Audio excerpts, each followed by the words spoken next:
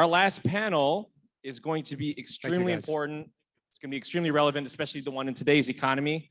They're going to be talking about economic considerations to take into consideration. So we have Jay Scott here from Bar Down Investments.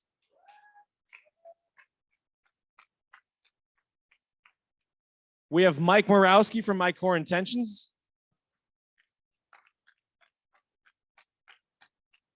We have Patrick Grimes from Invest on Main Street.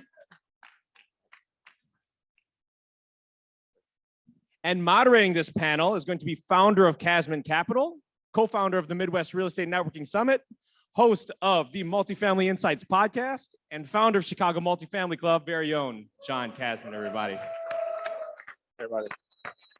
So y'all can spread those chairs out a little bit. It's a little tight. Yeah, agreed. How's everybody doing so far? All right, listen up. Y'all heard Luke yesterday. I'm not gonna make you dance or jump, but I do want a little bit more energy than that. How's everybody doing? All right, there we go. It's the last panel. They save the best for last. It is the question we are all asking ourselves: what's going on with the economy? And more importantly, what should we do about it? So we're gonna have these gentlemen give us some answers, and hopefully we leave here with a clear plan walking out. Patrick, take 20 seconds and introduce yourself. So my name is Patrick Grimes. I'm the CEO and founder of Invest on Main Street. We do the 506C deals that he was referring to, multifamily apartment buildings, workforce housing, B and C class in the southeastern Texas. We have about 3,000 units, 300 million at this point. Excellent. Mike, you did a great presentation earlier, but for those who missed it, take 20 seconds to introduce yourself and where you invest. Sure. I'm Mike Morawski. I'm based here in Chicago. I don't invest in Chicago. We invest in Florida, and Texas is the next market we'll be moving into.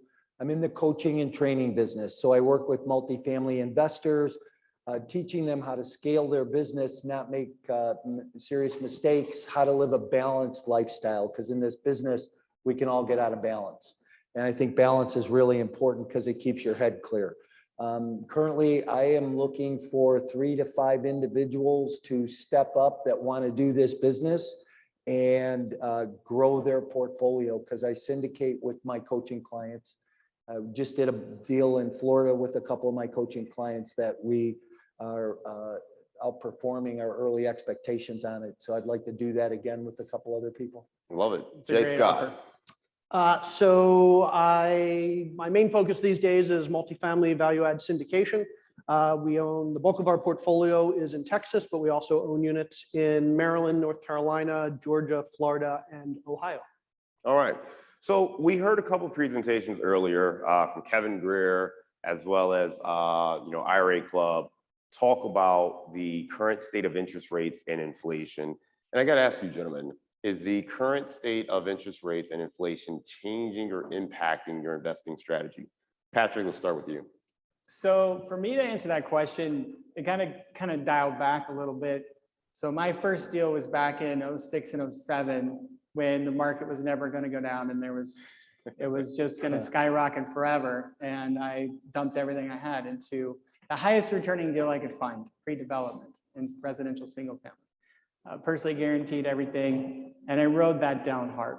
And through that process, I learned a lot. That every year from then on, I expected the market to crash the following year. In fact, in all of our investor decks, we have a line that says, underwritten and put together in a way that reflects what might happen in 08 and 09.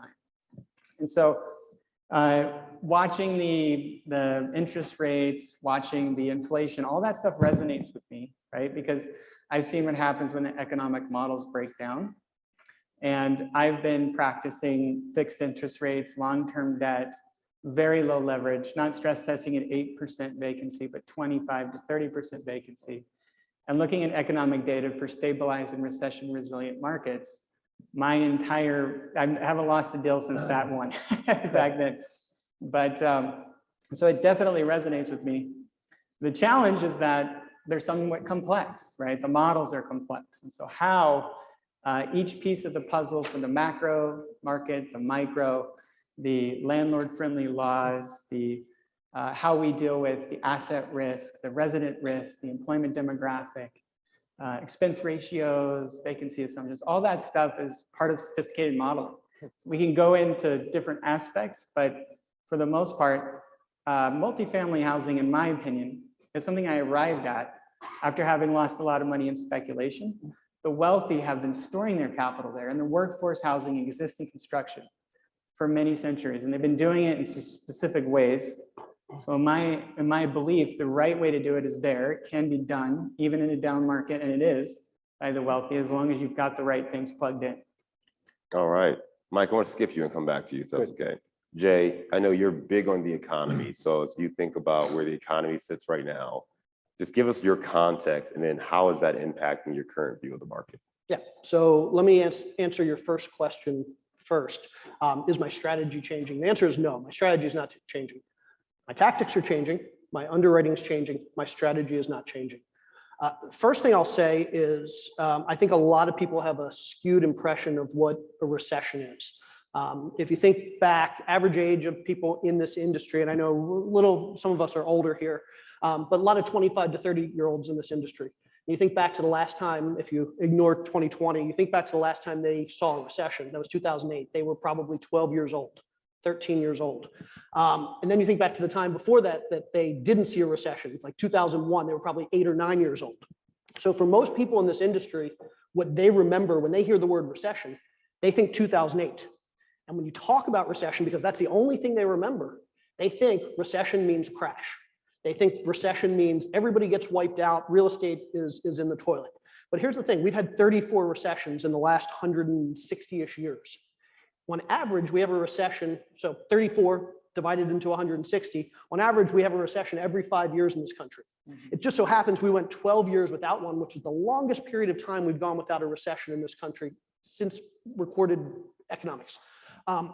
So people don't remember that a recession every 5 years is pretty typical. And a typical recession doesn't involve the real estate market crashing. If you think back to 2001, real estate barely took a hit. You think back to the early 90s, real estate took a hit, but not that bad. You think back to 82 and 80 and 76 and 68. And all these recessions, yeah, real estate may have taken somewhat of a hit, but it wasn't like 2008. 2008 was a foundational real estate crisis. 2008, real estate caused the recession. It wasn't a byproduct of the recession. And so looking forward, the foundations, the economics of real estate right now are pretty strong. And so I don't see us having a 2008 type event. We're more likely to have a 2001 or a 1992 or a 1982 or a 1980 event where we see an economic downturn. Real estate might get dragged along with it because people lose their jobs and people's wages get cut and their hours get cut. And so there may be some ramification, but I think for the most part, real estate is going to be counter-cyclical to the overall economy like it is in 90% of the recessions we've had for the past 150 years. All right. Mike, during the last recession, that's kind of, you were building up your portfolio and kind of got into some trouble. So as you look at where things sit today, kind of going off what Jay just said, how is that impacting your current view? Yeah, it's caused me to look at things a little bit differently, but to continue to move forward.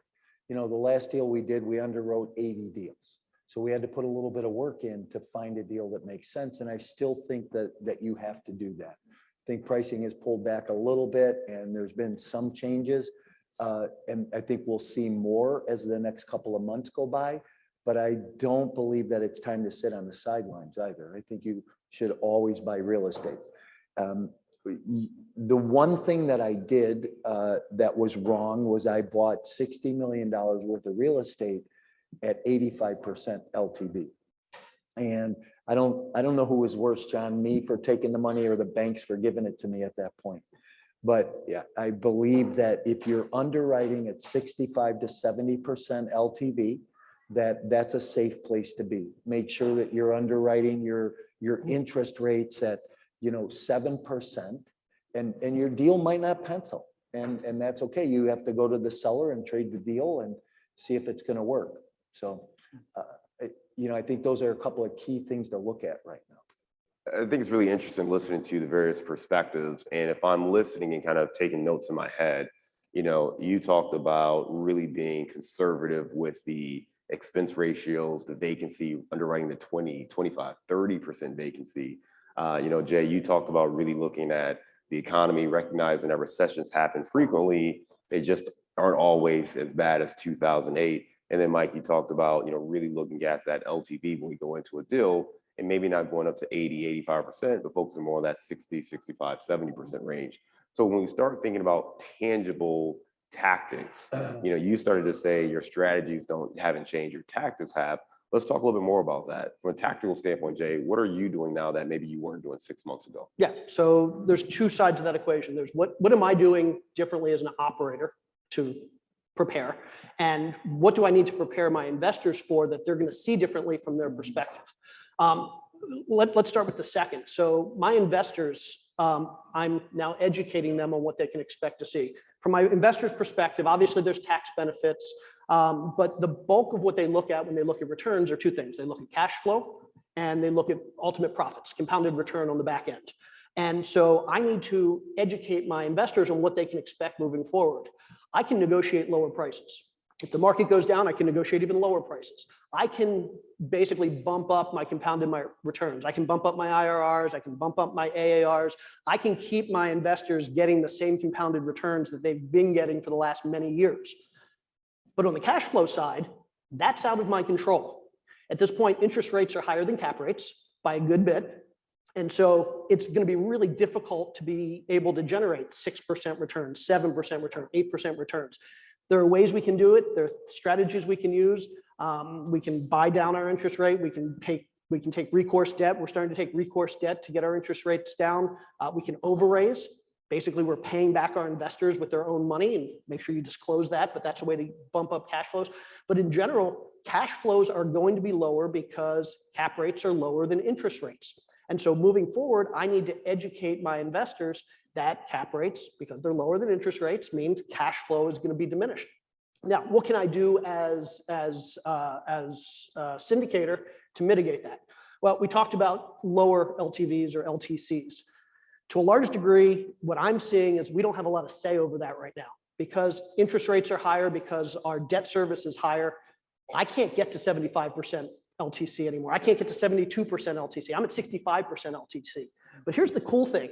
If I'm paying 7.5%, 7% in interest rates on my debt, and I'm paying preferred returns to my investors of 6%, my cost of capital for the first time in a decade is now cheaper with equity, at least from a cash flow perspective, than it is on debt. I can pay the bank 7.5% per year that eats into my cash flow, or I can pay my investors 6% preferred return, which eats into my cash flow. So if I take on more equity, my cash flow is actually going to go higher. First time in a decade that I can say that. So we have to start thinking about this cost of capital trade-off. And I think what we're going to see is we're going to see a lot of syndicators that are going to go to lower LTV or LTC loans. We're going to see a lot of syndicators that start raising more money. So if you can raise more money, you're actually going to have better deals than if you can get more debt or better debt. And I think we're going to see a lot of syndicators that start doing things like going to bridge debt versus Fannie Freddie agency debt. Because they can get IO, they can get interest only instead of having to pay the principal every month. They can get shorter term loans that don't have prepayment penalties. If interest rates, and we can talk about this later, if interest rates go down in 2 or 3 years, we're not going to want to lock in rates with yield maintenance or prepayment penalties for 10 years. And then we can start doing things like literally we're now signing personal guarantees and we're doing recourse loans, which sucks for us because now we're on the hook for literally millions or tens of millions of dollars. But on the bright side, our investors look at us and they say, hey, if we're willing to do a deal where we're on the hook for $10 million, we must be pretty confident with that deal. So at the end of the day, it actually helps us. What does that save you on interest rates by personally guaranteeing the loan? So on a bridge loan, typically bridge loans these days, they use a floating index called the SOFR rate. And we're seeing 4 to 5% above SOFR. SOFR is somewhere around 1.5, but it's expected to go up to about 3.5% this year. So 3.5, 4% above SOFR. So 7.5% is what we typically see. If you do a partial recourse, 25% of the loan is now recourse. You can get that down by about 2 points. So we're seeing debt at about 5.5%. Okay, thank you. Mike, last 6 months, what's changed in your strategy? In the last 6 months, to raise more capital. I think that that's the big thing right now, and Jay just kind of said it, but we have to educate the investor a little bit more. I think the private investor has been spoiled the last few years, seeing returns of 20% IRRs with 8 and 9% cash on cash. I think it's an education process right now. But somebody showed a slide earlier today that you could get a CD at 1.9%, and so at 6%, we're still performing better than an annuity or a typical CD at the bank. So I think as long as we can, as an alternative investment class, we can still outperform some of the other traditional assets out there, we're in a good place. Patrick, as you look at it, you mentioned that the last recession really impacted the way you look at everything, and you kind of torture tested back to 2008. Mhm. Have you changed anything over the last 6 months? And if so, what? Well, absolutely. Well, there's kind of about all over the business. It just has to shift some. Pretty much everything I did was agency debt, up until the last 6 months. And then agency made themselves completely not an option, right? There was no way you could make something pencil. So we did switch to bridge debt. For example, we closed on 372 units in Houston. After getting under contract, we bought an interest rate cap. Now, back then we were able to get in the mid 3.5% on that loan, which you could never get today, right? But we bought an interest rate cap that started at 400,000, right? But by the time we closed, it was 1.6 million. And so the cost, the cap, which means the interest rates are going to float over time, but eventually we can buy a cap saying, you know what, that's an insurance policy.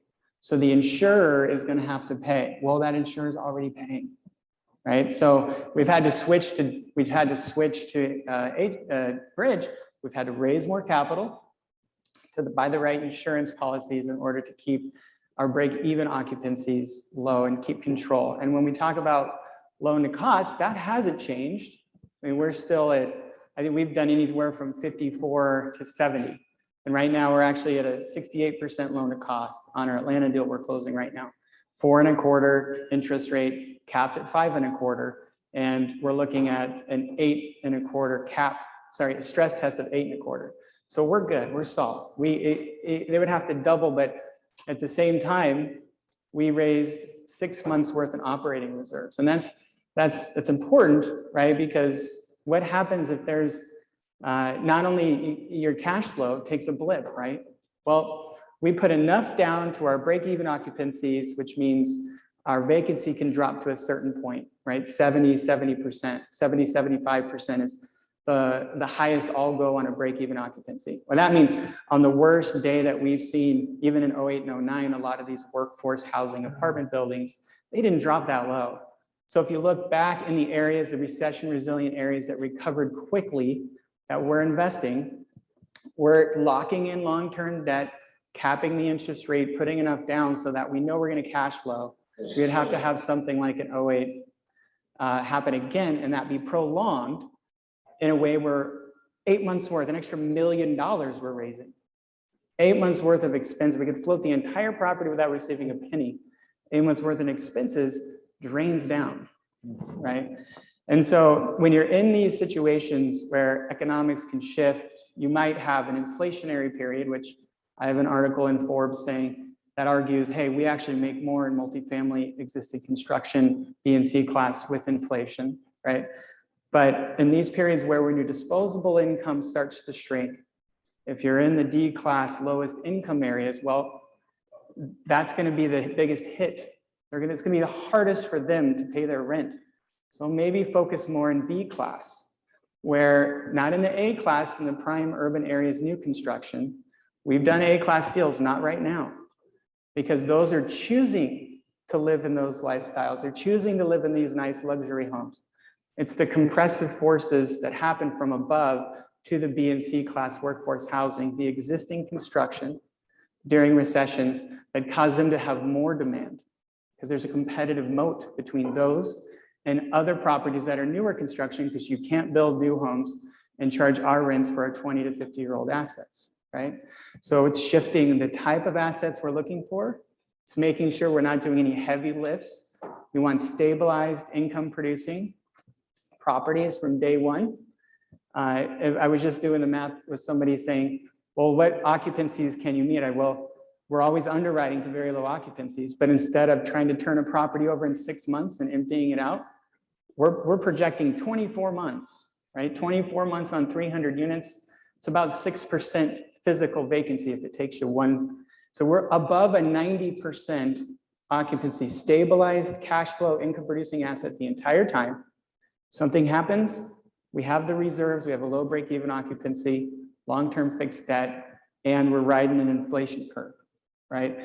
And as long as you're nested within an economically resilient market with employment makeup that is diversified, you're not in a mining town, you're not in an old school Detroit, and quite honestly, you're not in the boom bust markets. That's why I'm not a fan of the Tucson's and Phoenixes and Las Vegas. It took 12 to 14 years for them to recover before, right? Heavily weighted in high tech. Well, the biggest loser right now is San Jose, right? So the desert, Silicon Valley, that because of the data and how they represented before, I'm just not interested. I deal with my colleagues all the time because there was a big job change in the last 12 years. Well, I'm a data-driven engineer by trade, right? So I stick to that. So there's a lot that changed. The fundamentals are still all there, right? But as he was saying, the strategies, the tactics are just a little bit different. Patrick, there's a lot of information you just gave, and I want to try to, unpack a little bit of it, because if I'm summarizing it, it's really looking at the current landscape and mitigating risk, right? You talked about market risk, boom bust markets that, maybe have a little bit more fluctuation. You talked about the executional risk. If you have higher vacancy, you're trying to renovate a bunch of units, you have high vacancies while you're turning these properties over, you're trying to keep occupancy around 90% or higher. You talked about other aspects with the loan as well and how you're underwriting that. I think most of the people in the audience are really trying to think about, how do I approach the market today? So when we are thinking about investing, and maybe they're not as data driven as you are, what are some tangible things that investors can do today to protect themselves and their investors in the market? I'll start with Jay. Yeah, so like Patrick, I'm an engineer by education and previous employment, so I'm very data driven. But I think I can distill it down to three things. If you look at the data after 2008, and the nice thing is we now have 15 years, 14 years since 2008, so we can go back and we can get a pretty good picture of what happened in 2008 and what the recovery looked like. And if you basically take a look at those markets that recovered quickly and those markets that didn't recover quickly, and the data points between those markets, my research is basically, and when I say mine, I should say my team, because they're a lot smarter than I am. But basically what we found is that there are three specific things that led to a quick recovery after 2008, or not necessarily as big a downturn during 2008. Number one is population growth. So anytime you have population growth, you have customer growth, you have larger customer base. That shouldn't be a surprise to anybody. So that's number one. Employment growth, or business-friendly locations. So those areas that tend to be business-friendly, that encourage business growth and businesses to come in after 2008, tended to recover much more quickly. Again, shouldn't be much of a surprise, simply because business growth leads to population growth. The third thing we found that this is actually the biggest factor, bigger than both population growth and employment growth, it's employment diversity. So those areas that were reliant on one industry, two industries, Patrick mentioned Las Vegas. Patrick maybe didn't mention Orlando, but I'll throw Orlando in there. I'll throw Phoenix, I'll throw LA in there. Those markets, heavily tourism based and not much else going on. After 2008, tourism collapsed. Those markets took a long time to recover. But then you look at the other markets that were much more diversified, that had much more diversified industry base and employment base. Those markets, one, didn't get hit nearly as hard in 2008, and two, recovered much more quickly. So when we look at markets, I mean, we dive into a lot more data than this, but it really boils down to three things: population growth, business friendliness or employment growth, and most importantly, employment and industry diversity. Absolutely. I have to agree. One of the things that we looked at is the population growth, job growth, and household income. Because if job growth is going up, household income is growing up. And if I want to be able to raise my rents. Now, with that said, in looking at things differently today, I have to not think that just because the analytics say that the rent can grow 20% this year in a Tampa, where we're invested right now, doesn't mean that I should underwrite at 20% rent growth. It means that I should probably look at a 3% normal, 4% normal type of rent growth. So, but I want to make sure that the household income is there and will substantiate it as well. And along with some of those other metrics, you know, you want to look at the demographics and the crime rate and what does economic development say? You know, where's it going to go? Am I in the path of progress or outside the path of progress? Yeah. You all are very intelligent and have great answers, man, very technical answers. So we got a couple of engineers and all sorts of stuff. So I'm a marketer. I'm not an Okay? engineer. I know I'm a marketer, right? So I need things kind of broken down. And some of you are probably in a place like that all sounded great, but yo, can you bring it down a notch for me? Yeah, I can give that a shot. So I used to, I have a podcast called Multifamily Insights, and it used to be called Target Market Insights. And I launched the show because when I was living here in Chicago and I was starting to scale that portfolio, I realized this stuff in Chicago I was finding wouldn't work for what I was trying to do. And I really wanted to understand how other investors were finding the best places to invest. And a lot of the answers I got from investors is exactly what you all were saying, right? It's population growth, job growth, industry diversification. And those things are really, really important. One thing that I will say, though, is that you have to keep in mind the lens the audience or the speakers are talking about right now is from a larger macro standpoint. I mean, Jay, your last deal was how big? We closed a 409 a couple months ago. We have a 384. 409 units? Yeah, and the 384 that we're getting. 409 units. Your deals was what, Patrick? 284 right now, 372. 284, and I think you just did a 40 Last one was something. 40. Okay. So if you're looking at 200, 400 units, you absolutely need to adhere to everything these guys just said about markets, right? And markets are critical. I will say this though, I know we're in the Midwest, we're here in Chicago, we have people who live in markets where maybe there isn't population growth, maybe you don't have all the things you wish you had on paper. One thing that I would say is if you are looking in a market that doesn't have that, there are still desirable submarkets. So focus on those submarkets where there is demand, and a lot of the things we're talking about from a macro standpoint still play. If you're looking at 2 units, you don't have to be in the biggest growing city in the country, right? You can find 2 residents, but you also need to be more conservative with your underwriting because there's not as much demand, because there aren't as many jobs and people move into the area, you can't expect rents to continue to go up. So just want to give that little clarification real quick here.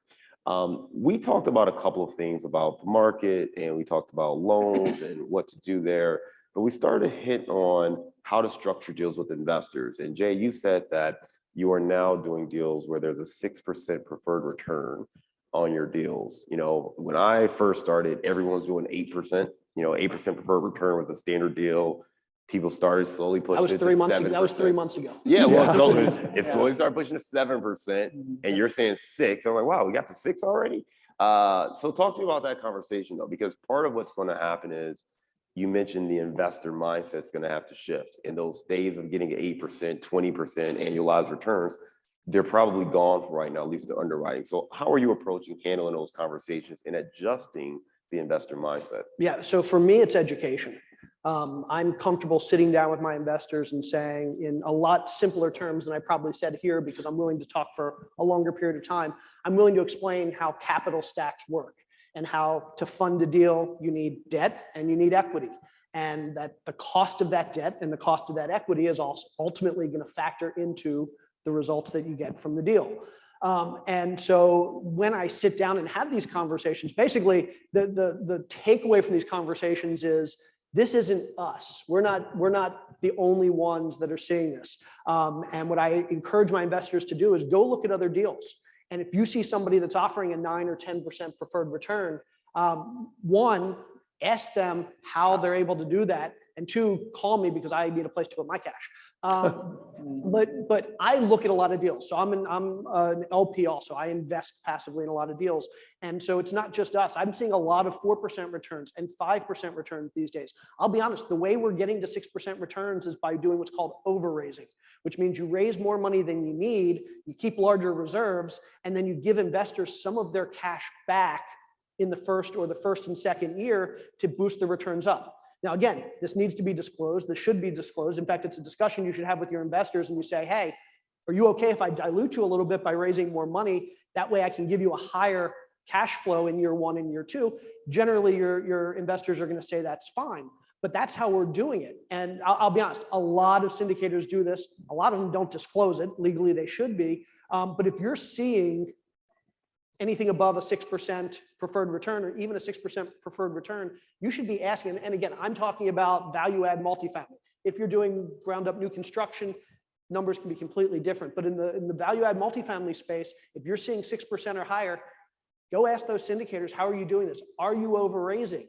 But what's your interest rate on your loan? And if they're telling you their interest rate on their loan is 7% and they're giving you 8% in preferred return, something doesn't make sense. Yeah, Mike. Ask the question again. So with investor expectations right now, and them changing, how are you adjusting those conversations and getting them to understand that returns are not going to be as great as they were? Yeah, it's just, I have to agree with what he said, because I think there's still syndicators out there that are bringing deals to the market that, I don't know where the returns are coming from, because they're deals that maybe we've even underwritten and we couldn't make them pencil. Mhm. So when you get granular in the deal and you are, I have an analyst that helps me and does the first run at it, puts it together, and then we sit down and we hammer it out, and we know that those deals don't work. So, I want to be realistic with my investors and let them know, listen, we have to be in the deal a little bit longer than normal, right? So debt's going to be a little bit longer term, because bridge debt today is, longer. You're not in and out of it. I don't think that there was a lot of refinancing going on along the way and a lot of capital being paid back to investors. I don't see that being able to happen right now. I think that we're in this thing till election time before we cycle out of it again. Well, so the investor, by the way, we all haven't spent the last week talking to each other. In fact, Yeah. we didn't have a single conversation. We met briefly. 5 minutes ago. Yeah, exactly. And we're all agreeing just about on every single point. I will make one comment about the preferred return. Oftentimes they'll state a preferred return, but that will be accrued, right? And so it will be just that until you do a catch up, you're entitled to 100% of the profits until eventually they've given you that 8%. So in our case, yes, we kept one deal at an 8%, but the catch up happens in year 3. They actually don't potentially make it until then. It is multifamily value add. Sorry, I didn't mean to imply, I should have been using cash on cash return, not preferred return. There you go, cash on cash return. Yeah, it totally, if it's cash on cash return, they're just paying you back. Yeah, 100%. Now, I'm talking to investors all the time, and the entire investor landscape has shifted, right? It used to be very easy to put together a webinar and then they would subscribe to deals. What's happening right now is very interesting. Now, in every deck we've ever done, in fact, I think both of you described different slides, the economic resilience and the household income versus, all those are all slides in our deck. And it's amazing that we're all saying the exact same thing. But the reality is that even though we've been preaching these messages, this is how we underwrite deals to survive and win through a correction. We're not underwriting, we're not analyzing, we're not projecting wild. I'm doing a deal in Atlanta and Axiometrics just said we're 8.8% rent growth for the next 4 years. Well, we have 3%. We're not underwriting expecting this. We're underwriting expecting this, but by the way, we're penalizing our exit. We're over raising, we're raising a bunch. So we've always been doing that. But now all of a sudden people lose money out of their brokerage account, their IRA, and they're like, oh, I'm scared. It's like, well, this is where you store your cash, in these cash flowing, recession resilient, inflation hedged assets. Are you going to sit there? Sure, you were at the poker table and your chip stack went up and went down, went up and went. At one point, you got to realize you're at the wrong table.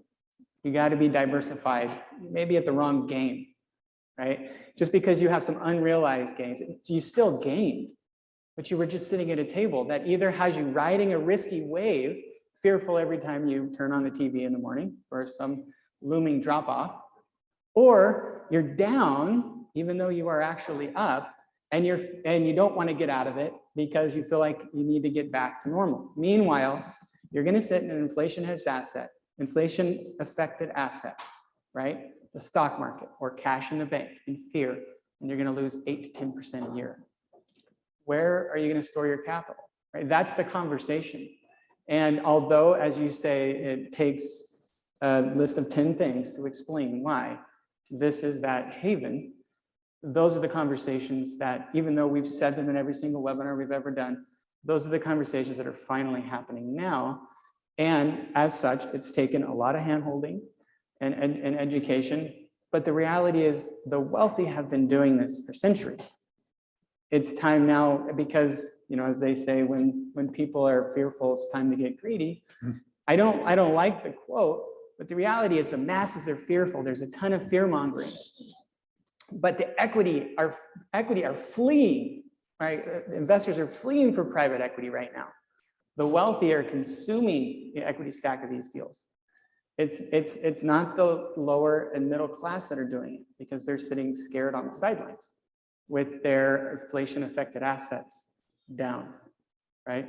And so that's a challenging conversation to have, especially when you see, and I feel for my investors that are going to look at their retirement accounts and everything else dwindle at a dramatic inflation affected pace right now. Yeah, I want to start taking some questions from the audience. I don't know who has the mic, but maybe we can start getting that going around if someone's around there.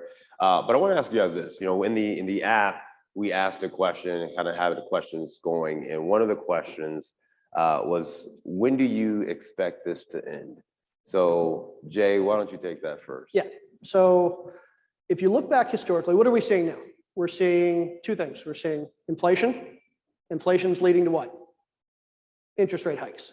That's the way it works. So when we see inflation, government doesn't like it, Fed doesn't like it, and they say we need to stop it. And how do we stop it? We stop printing money and we start raising interest rates. This isn't the first time it's happened. In fact, over the last 60 years, this is the 10th cycle of interest rate hikes we've seen. Decent size interest rate hikes that we've seen, 10 times. If you look at all of those 10 times, within 18 months of the beginning of the interest rate hike, we've seen a recession start. And all 10 times within 18 to 24 months of that recession starting, we've seen the Federal Reserve say, we need to get out of the recession, and to do that, we need to lower interest rates. So 10 times over the last 60 years, we've seen this interest rate cycle of rates going up, recession, rates going down. And on average, that cycle lasts somewhere from 36 to 48 months. I would argue that, and we'll know for certain on July 28th, but I would argue that, or I would suspect that, come July 28th, we're going to find out that the Fed is going to say we've been in a recession for the last 6 months. We're going to see our second quarter straight of negative economic growth. And so that means we're past the cycle up. We're now in the recession down. So we could be 6 or 12 months into that 36 or 48 month cycle. So if I had to guess, my best guess, and again, I'm just guessing, I don't have a crystal ball, but my best guess is we're 24 months from interest rates being, if not as low as they were 6 months ago, being pretty close. 24 months, let's say 36 months, let's say 48 months. How long is the average deal in the multifamily space? 3 years, 4 years, 5 years? 3, 4, 5 years, maybe even a little bit longer. So if you believe that the cycle we're seeing now is going to look something like the last 10 cycles we've seen over the last 60 years, then you should be pretty confident that if you buy a deal today, by the time you go to sell that deal, we're going to be well past the recession. We're going to have interest rates that are lower. Can't say what values are going to look like, but we're going to be in a pretty good spot by the time you go to sell that property. And that's why I'm still buying, and that's why I still love multifamily. So let me jump. I can talk for a couple more seconds. I can actually show you the specific graphs that are exactly to show every single one. Follow me after. I got it on my phone. Everything he's saying is absolutely correct. The difference between this recession, and let's just talk about the elephant in the room, is we just dumped more trillions and trillions into the economy. All right. So while you can look at past data to reflect future, you've also got to factor in, we've got to have a fortified shell. We've got to not have 3 years. We've got to have 5 years, right? We've got to have interest rate caps, and we've got to have lots of reserves. And one thing we haven't brought up so far is we've got to assume a sale price that's conservative. And on the exit of our deals, the IRR, the overall average return, right? Those are highly weighted on that sell price. And although they look real sexy, right? If you're assuming a lot of the deals that are not value add deals where we go to work to force the appreciation by improving the property, a lot of them are yields. I think Grant Cardone is some yield plays. Well, that's kind of like putting your money on the table and rolling out, hoping the market goes up. This is the wrong time to do that. This is the right time to buy a property that was valued below its neighbors because it hasn't been renovated, it hasn't been fixed up. This is the right time to take a very measurable improvement to meet its neighbors, right, over the next 3 years, not create or hope that the market goes up. In fact, on the exit prices, we're assuming that cap rates, which is how commercial assets are right, we're actually assuming that the market's going to go down by 10, 15, 20 basis points a year, depending upon the deal. That means we're assuming that we're going to be worse off than we are today when we bought it, when we sell it. But we know we're going to go to work. We're going to force that appreciation up by fixing the underperforming mismanaged properties. Yeah. That's probably the other piece of the puzzle if we're talking an investor's perspective. Yield is not a strategy right now. It's a hope, right? Do we have any questions? If there's a hand up, I can't see it, so. I can talk more. So let me piggyback on what Patrick just said. When we talk about values, where values are going to be in 2 years or 3 years or 5 years, luckily in the commercial space, it's not like single family houses where values could be anywhere. I don't know what my house is going to be worth in 3 or 5 or 10 years. In terms of my commercial real estate, all I need to know, and to know how much my commercial real estate is going to be valued, I need to know 2 things. I need to know how much income it's generating, and I need to know what the cap rate is. And the cap rate's just a multiplier in a market. If I had a crystal ball and I knew what my income was going to be and I knew what the cap rates were, I would know what the value of my property is worth. Value of a commercial deal is the net operating income divided by the cap rate. So those are the 2 things I need to know. If I'm comfortable that we're going to be out of this recession in the next 3 years, and I'm comfortable that market rents aren't going to drop, and for anybody that is concerned about market rents dropping, I'm not going to say they're not going to. I would never say they're not going to. But literally the most consistent metric in real estate over the last 100 years, and if you go to fred.gov, I think it is, it's the St. Louis Fed website, and you look at a graph of market rents, national market rents, obviously local numbers are going to change, but national market rents over the last 100 years have literally only gone in one direction. From 2008 to 2010, we saw a flattening. We've never seen a decline in market rents in this country over the last 100 years. Again, not saying it can't happen, anything can happen, but historically speaking, it doesn't happen. So in 2 to 3 years, we're likely to see market rents at least where they are and probably higher. So in that equation of value of multifamily, the first piece is income. We're likely to see income go higher. The number 2 is the cap rates, and Patrick mentioned this a little bit. We don't know where cap rates are going. But here's the thing, what drives multifamily cap rates? Demand. When investors want to be in multifamily, or when investors want to be in real estate, cap rates go down because there's a lot of demand, and returns are going to drop when there's a lot of demand, supply and demand.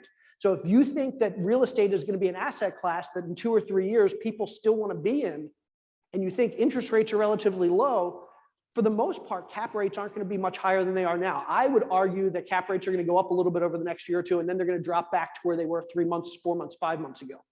So personally, I think if you look at both the income and the cap rate side of things, 3 years from now, incomes are going to be higher, cap rates are going to be lower, and values are going to be up. And that's, I mean, I am guessing, but it's not like trying to guess the value of a single family that's just based on consumer sentiment and the whims of who's buying.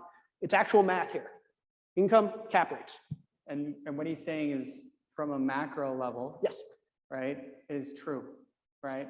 And also from the data he's suggesting from the past to now, we actually have a housing shortage in this country.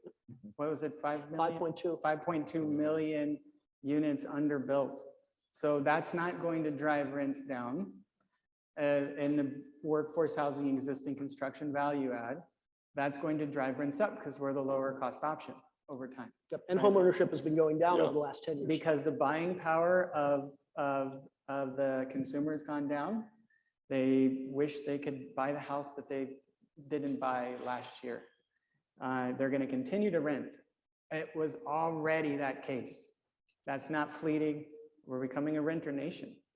The renter population is going up when the supply disparity is getting greater. Now, from a macro sense, that's all true, right? From a micro sense, it's critical you don't invest in the fleeting markets. And that's when these fine gentlemen explained exactly what's all in my slides. You need to understand the job population, income growth, the right kind of jobs. You need to understand what are the diversification and economic resilience, heavily weighted in healthcare, with a balance in tech, some manufacturing, logistics, these kind of things that are hard to be fleeting, right? Balanced economy, those are where you want to invest. Also, all three of us have been through a downturn. And that's what I learned today, right? And that is probably the most important thing.